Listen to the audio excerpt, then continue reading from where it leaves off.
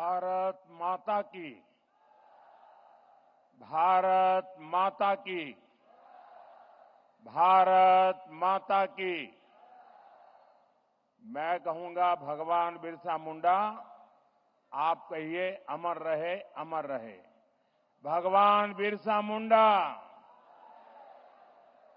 भगवान बिरसा मुंडा, भगवान बिरसा मुंडा। बिहार के राज्यपाल श्रीमान राजेंद्र अर्लेकर जी, बिहार के लोकप्रिय मुख्यमंत्री श्रीमान नीतीश कुमार जी, केंद्रीय मंत्रिमंडल के मेरे सहयोगी जुएल ओरांव जी, जीतन राम मांझी जी, गिरिराज सिंह जी, चिराग पासवान जी, दुर्गादास उइके जी, और हमारा सौभाग्य है कि आज हमारे बीच बिरसा मुंडा जी के परिवार के वंशज, वैसे आज उनके यहां बहुत बड़ी पूजा होती है, परिवार के अन्य सदस्य सब पूजा में व्यस्त है, उसके बावजूद भी बुधाराम मुंडा जी हमारे बीच आए। इतना ही हमारा सौभाग्य है कि सिद्धो कान्हो जी के वंशज मंडल मुर्मू जी भी हमारे साथ है। और मेरे लिए खुशी की बात है कि आज अगर मैं कहूं कि हमारा जो भारतीय जनता पार्टी का परिवार है, उसमें आज अगर कोई सबसे वरिष्ठ नेता है तो वो हमारे करिया मुंडा जी है। कभी लोकसभा के डिप्टी स्पीकर रहे, पद्म विभूषण से विभूषित है, और आज भी हम लोगों का मार्गदर्शन करते हैं। और जैसे हमारे जुआल ओराम जी ने कहा कि वो मेरे लिए पितृतुल्य है, ऐसे वरिष्ठ करिया मुंडा जी आज विशेष रूप से झारखंड से यहां पधारे हैं। बिहार के उप मुख्यमंत्री मेरे मित्र भाई विजय कुमार सिन्हा जी, भाई सम्राट चौधरी जी, बिहार सरकार के मंत्रीगण, सांसदगण, विधायकगण, अन्य जनप्रतिनिधि, देश के कोने कोने से जुड़े सभी महानुभाव और जमुई के मेरे प्यारे भाई और बहनों, आज देश के अनेक मुख्यमंत्री, अनेक राज्यपाल, अनेक राज्यों के मंत्री, केंद्र सरकार के मंत्री हिंदुस्तान के अलग अलग जिलों में बहुत बड़े कार्यक्रम हो रहे हैं, उसमें वो मौजूद है। मैं उन सबका भी स्वागत करता हूं और वर्चुअली हमारे साथ जुड़े देश के करोड़ों करोड़ों मेरे आदिवासी भाई बहनों को भी मैं यहां से प्रणाम करता हूं। गीत दौर दूर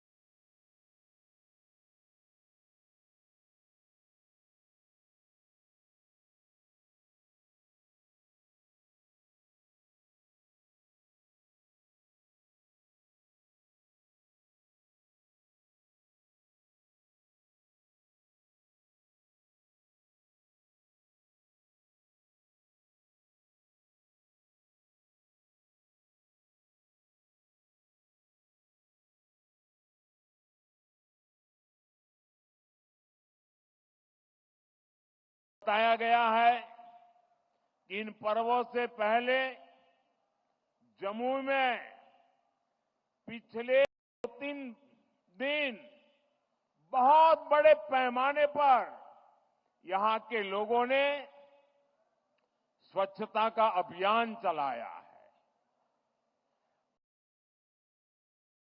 उन्होंने भी स्वच्छता के अभियान का नेतृत्व किया। हमारे विजय जी तो यहां डेरा डाल करके बैठे थे। भारतीय जनता पार्टी के कार्यकर्ताओं ने भी स्वच्छता का बहुत बड़ा अभियान चलाया। यहां के नागरिकों ने, युवकों ने, माताओं बहनों को आगे बढ़ाया। इस विशेष प्रयास के लिए मैं जमुई के लोगों की भी बहुत सराहना करता हूं। साथियों, पिछले वर्ष आज के दिन मैं धरती आबा बिरसा मुंडा के गांव उलीहातू में था। आज उस धरती पर आया हूं जिसने शहीद तिलका मांझी का शौर्य देखा है। लेकिन इस बार का ये आयोजन और भी खास है। आज से पूरे देश में भगवान बिरसा मुंडा की 150वीं जन्म जयंती के उत्सव शुरू हो रहे हैं। ये कार्यक्रम अगले 1 साल तक चलेगा। मुझे खुशी है कि आज देश के सैकड़ों जिलों के करीब 1 करोड़ लोग, जरा जमुई के लोग गर्व करिए, ये जमुई के लोगों के लिए गर्व का दिन है। आज देश के 1 करोड़ लोग टेक्नोलॉजी के माध्यम से हमारे इस कार्यक्रम से जुड़े हैं, जमुई से जुड़े हैं। मैं सभी का अभिनंदन करता हूं। अभी मुझे यहां भगवान बिरसा मुंडा के वंशज श्री बुधराम मुंडा जी का भी स्वागत सत्कार करने का सौभाग्य मिला है। सिद्धो कान्हो जी के वंशज श्री मंडल मुर्मू जी का भी मुझे कुछ दिन पहले ही सत्कार करने का सौभाग्य मिला था। उनकी उपस्थिति से इस आयोजन की शोभा और बढ़ गई है। साथियों, धरती आबा बिरसा मुंडा के इस भव्य स्मरण के बीच आज 6,000 करोड़ रुपए से अधिक की परियोजनाओं का शिलान्यास और लोकार्पण हुआ है। इनमें मेरे आदिवासी भाई बहनों के लिए करीब 1.5 लाख पक्के घरों के स्वीकृति पत्र है। आदिवासी बच्चों का भविष्य संवारने वाले स्कूल है, हॉस्टल है, आदिवासी महिलाओं के लिए स्वास्थ्य सुविधाएं हैं, आदिवासी क्षेत्रों को जोड़ने वाली सैकड़ों किलोमीटर की सड़कें हैं, आदिवासी संस्कृति को समर्पित म्यूजियम है, रिसर्च सेंटर है। आज 11,000 से अधिक आदिवासी परिवारों का अपने नए घर में देव दीपावली के दिन गृह प्रवेश भी हो रहा है। मैं सभी जनजातीय परिवारजनों को इसके लिए बहुत बहुत बधाई देता हूं। साथियों, आज जब हम जनजातीय गौरव दिवस मना रहे हैं, आज जब हम जनजातीय गौरव वर्ष की शुरुआत कर रहे हैं, तब ये समझना भी बहुत जरूरी है कि इस आयोजन की आवश्यकता क्यों हुई। ये इतिहास के एक बहुत बड़े अन्याय को दूर करने का एक ईमानदार प्रयास है। आजादी के बाद आदिवासी समाज के योगदान को इतिहास में वो स्थान नहीं दिया गया जिसका मेरा आदिवासी समाज हकदार था। आदिवासी समाज वो है जिसने राजकुमार राम को भगवान राम बनाया। आदिवासी समाज वो है जिसने भारत की संस्कृति और आजादी की रक्षा के लिए सैकड़ों वर्षों की लड़ाई को नेतृत्व दिया। लेकिन आजादी के बाद के दशकों में आदिवासी इतिहास के इस अनमोल योगदान को मिटाने की कोशिशें की गई। इसके पीछे भी स्वार्थ भरी राजनीति थी। राजनीति ये कि भारत की आजादी के लिए सिर्फ एक ही दल को श्रेय दिया जाए, लेकिन अगर एक ही दल, एक ही परिवार ने आजादी दिलाई तो भगवान बिरसा मुंडा का उल गुलान आंदोलन क्यों हुआ था? संथाल क्रांति क्या थी? कोल क्रांति क्या थी? क्या हम महाराणा प्रताप के साथी उन रणबांकुरे भीलों को भूल सकते हैं क्या?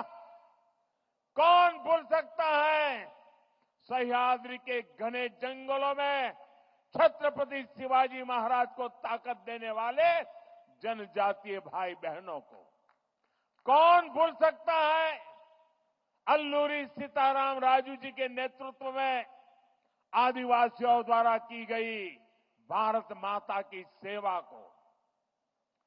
तिलका मांझी, सिद्धू कान्हो, बुधू भगत, तीरथ सिंह, तेलंखरिया, गोविंद गुरु, तेलंगाना के रामजी गौंड, एमपी के बादल भोई, राजा शंकर शाह, कुंवर रघुनाथ शाह, मैं कितने ही नाम लूं। टंट्या भील, नीलांबर पीतांबर, वीर नारायण सिंह, दिवा किशुन सोरेन, जात्रा भगत, लक्ष्मण नाइक, मिजोरम की महान स्वतंत्रता सेनानी रोपुई लियानी जी, राजमोहिनी देवी, रानी गाइडिनल्यू, वीर बालिका कालीबाई, गोंडवाना की रानी दुर्गावती, ऐसे असंख्य असंख्य मेरे आदिवासी, मेरे जनजातीय शूरवीरों को कोई भुला सकता है क्या? मानगढ़ में अंग्रेजों ने जो नरसंहार किया था, हजारों मेरे आदिवासी भाई बहनों को मौत के घाट उतार दिया गया था। क्या हम उसे भूल सकते हैं? साथियों, संस्कृति हो या फिर सामाजिक न्याय, आज की ये एनडीए सरकार का मानस कुछ अलग ही है। मैं इसे भाजपा ही नहीं बल्कि एनडीए का सौभाग्य मानता हूं कि हमें द्रौपदी मुर्मू जी को राष्ट्रपति बनाने का अवसर मिला। वो देश की पहली आदिवासी राष्ट्रपति है। मुझे याद है जब एनडीए ने द्रौपदी मुर्मू जी का राष्ट्रपति का उम्मीदवार बनाना तय किया तो हमारे नीतीश बाबू ने पूरे देश के लोगों को अपील की थी कि द्रौपदी मुर्मू जी को भारी मतों से जिताना चाहिए।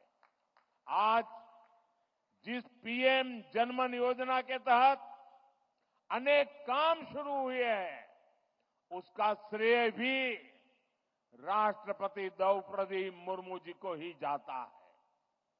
जब वो झारखंड की राज्यपाल थी और फिर जब वो राष्ट्रपति बनी, तो अक्सर मुझसे आदिवासियों में भी अति पिछड़ी आदिवासी जनजातियों का जिक्र किया करती थी।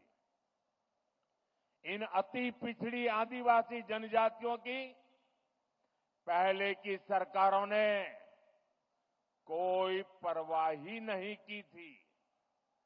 इनके जीवन से मुश्किलें कम करने के लिए ही 24,000 करोड़ रुपए की पीएम जनमन योजना शुरू की गई। पीएम जनमन योजना से देश की सबसे पिछड़ी जनजातियों की बस्तियों का विकास सुनिश्चित हो रहा है। आज इस योजना को 1 साल पूरा हो रहा है। इस दौरान हमने अति पिछड़ी जनजातियों को हजारों पक्के घर दिए हैं।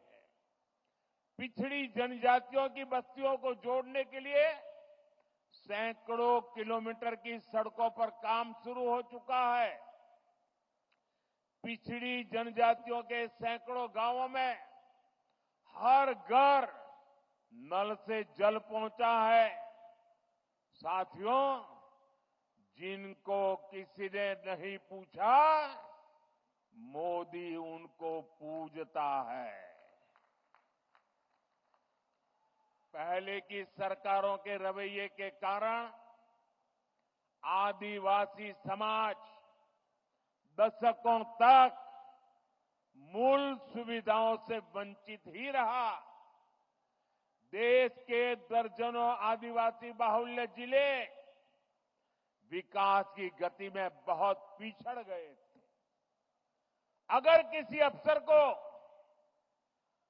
सजा देनी हो, उसको पनिशमेंट देना हो, तो पनिशमेंट पोस्टिंग भी ऐसे जिलों में की जाती थी। आकांक्षी जिले घोषित किया और वहां नए और ऊर्जावान अफसरों को भेजा। मुझे संतोष है, आज कितने ही आकांक्षी जिले विकास के कई पैरामीटर्स पर दूसरे जिलों से भी आगे निकल गए हैं। इसका बहुत बड़ा लाभ मेरे आदिवासी भाई बहनों को हुआ है। साथियों, आदिवासी कल्याण हमेशा से एनडीए सरकार की प्राथमिकता रहा है। ये अटल बिहारी वाजपेयी जी के नेतृत्व वाली एनडीए सरकार ही थी जिसने आदिवासी कल्याण के लिए अलग मंत्रालय बनाया। 10 साल पहले आदिवासी क्षेत्रों, आदिवासी परिवारों के विकास के लिए बजट 25,000 करोड़ रुपए से भी कम था। 10 साल पहले का हाल देखिए, 25,000 करोड़ से भी कम। हमारी सरकार ने इसको 5 गुना बढ़ाकर 1.25 लाख करोड़ रुपए पहुंचाया है। अभी कुछ दिन पहले ही देश के 60,000 से अधिक आदिवासी गांवों के विकास के लिए एक विशेष योजना हमने शुरू की है। धरती आबा जनजातीय ग्राम उत्कर्ष अभियान। इसके तहत करीब 80,000 करोड़ रुपए आदिवासी गांवों में लगाए जाएंगे। इसका मकसद आदिवासी समाज तक जरूरी सुविधाएं पहुंचाने के साथ साथ युवाओं के लिए ट्रेनिंग और रोजगार के अवसर बनाने का भी है। इस योजना के तहत जगह जगह ट्राइबल मार्केटिंग सेंटर बनेंगे। लोगों को होम स्टे बनाने के लिए मदद दी जाएगी, प्रशिक्षण दिया जाएगा। इससे आदिवासी क्षेत्रों में पर्यटन को बल मिलेगा और आज जो इको टूरिज्म की एक परिकल्पना बनी है वो हमारे जंगलों में और आदिवासी परिवारों के बीच में संभव होगा और तब पलायन बंद हो जाएगा, पर्यटन बढ़ता जाएगा।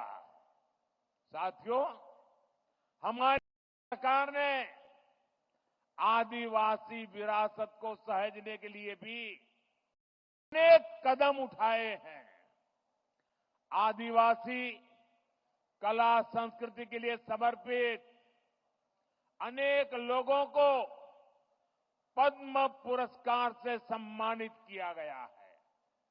हमने रांची में भगवान बिरसा मुंडा के नाम पर विशाल संग्रहालय की शुरुआत की और मेरा तो आग्रह है हमारे सभी स्कूल के विद्यार्थियों ने भगवान बिरसा मुंडा का ये जो संग्रहालय बना है उसे जरूर देखना चाहिए, स्टडी करना चाहिए।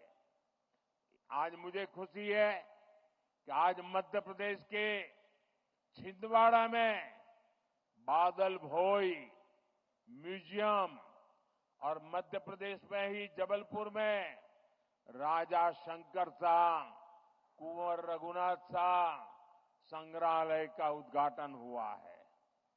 आज ही श्रीनगर और सिक्किम में 2 आदिवासी रिसर्च सेंटर का भी उद्घाटन हुआ है और आज ही भगवान बिरसा मुंडा जी की याद में स्मारक सिक्का और डाक टिकट जारी किए गए हैं।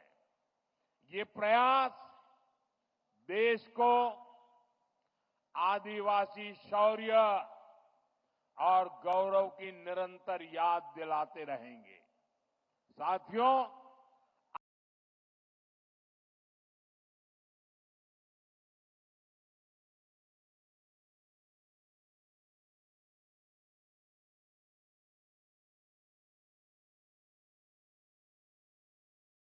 और भावी पीढ़ी के लिए नए आयाम भी जोड़े जा रहे हैं।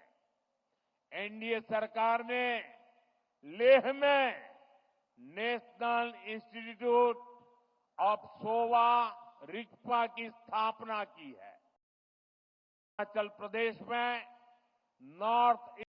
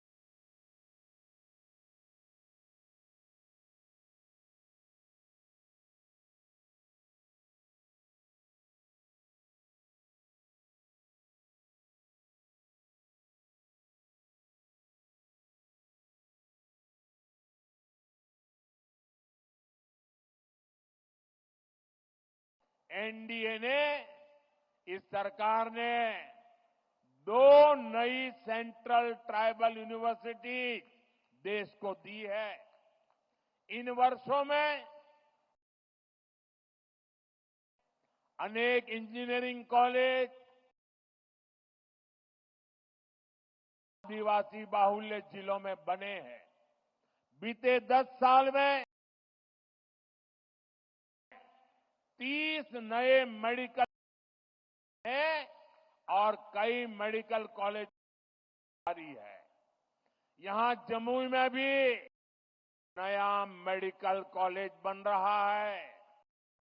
हम देश भर में 700 से अधिक एकलव्य स्कूलों का बना रहे हैं। साथियों, मेडिकल, इंजीनियरिंग और टेक्निकल शिक्षा में आदिवासी समाज के सामने भाषा की भी एक बहुत बड़ी समस्या रही है। हमारी सरकार ने मातृभाषा में परीक्षा के विकल्प दिए हैं।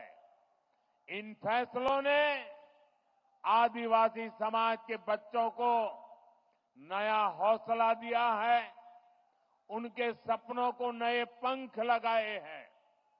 साथियों, बीते 10 साल में आदिवासी नौजवानों ने स्पोर्ट्स में भी, खेलकूद में भी कमाल किया है। इंटरनेशनल टूर्नामेंट में भारत के लिए मेडल जीतने वालों में ट्राइबल खिलाड़ियों का बहुत बड़ा योगदान है। आदिवासी युवाओं की इस प्रतिभा को देखते हुए जनजातीय क्षेत्रों में खेल सुविधाओं का विस्तार किया जा रहा है। खेलो इंडिया अभियान के तहत आधुनिक मैदान, स्पोर्ट्स कॉम्प्लेक्स आदिवासी बाहुल जिलों में बनाए जा रहे हैं। भारत की पहली नेशनल स्पोर्ट्स यूनिवर्सिटी भी मणिपुर में बनाई गई है। साथियों, आजादी के बाद 70 साल तक हमारे देश में बांस से जुड़े कानून बहुत सख्त थे। इससे आदिवासी समाज सबसे ज्यादा परेशान था। हमारी सरकार ने बांस काटने से जुड़े कानूनों को सरल किया। पहले ही की सरकार के समय सिर्फ 8-10 वन उपज, उस पर ही एमएसपी मिला करती थी। ये एनडीए सरकार ही है जो अब करीब 90 वन उपजों को एमएसपी के दायरे में लाई है।